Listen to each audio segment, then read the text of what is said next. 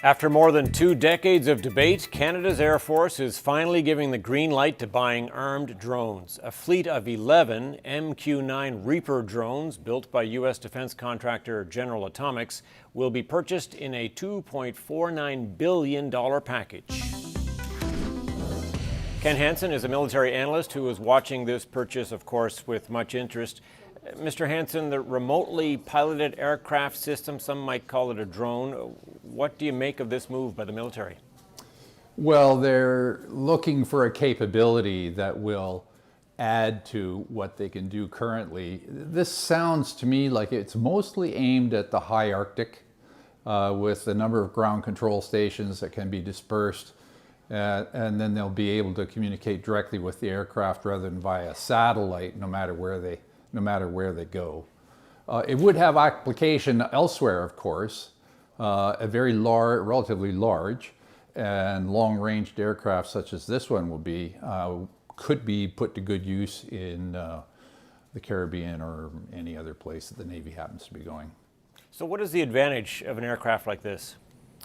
Well, the advantage is that the information it can gain for you and the time it takes to transmit that message is instantaneous and huge.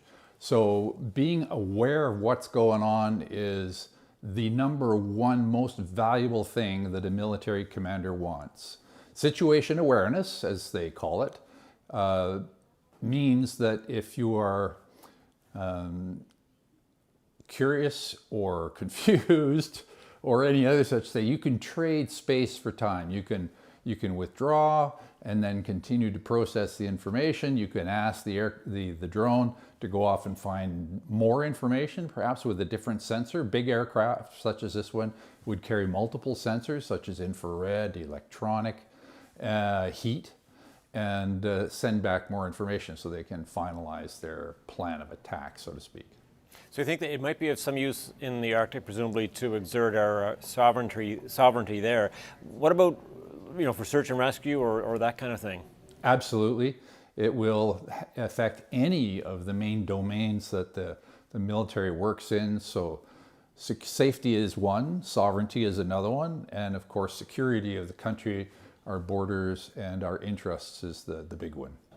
Are these cheaper or even more efficient than buying, more traditional aircraft? I'm thinking about things like training of flight crews and so on. Right.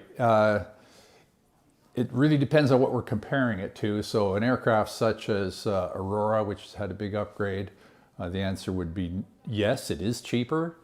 But Aurora is in a different class of its own, longer range, many more sensors.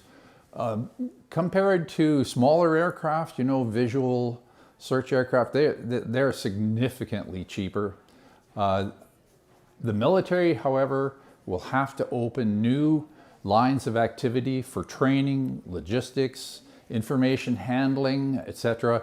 So the institutional cost, if you're not just talking about the platform cost, the institutional cost will be high.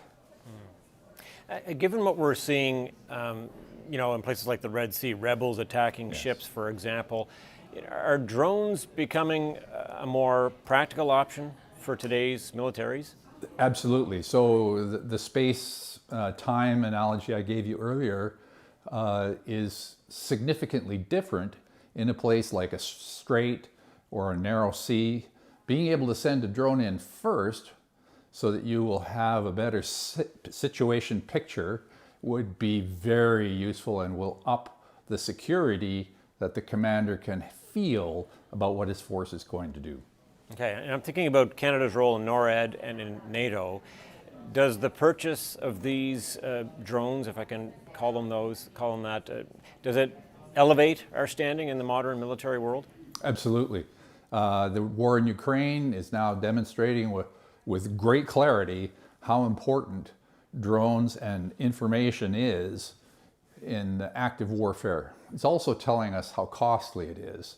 So bigger drones can fly higher, look further, and cut down the risk on the drone itself when it's being used in an area where active hostility is taking place.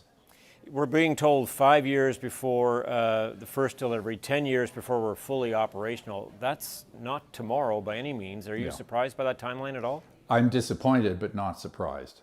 It may be that we're going to need a transitional capability, perhaps a smaller drone with shorter range, just so that we can get the organization up and running and gaining experience with this kind of new military activity, and for the people who are in the military now to get used to the idea that you can actually turn now and say, I want this, and get it from the drone operator. Well, great to get your thoughts on this today, Ken Hansen. Thank you so much. Tom, it's a great pleasure. Thank you for your interest.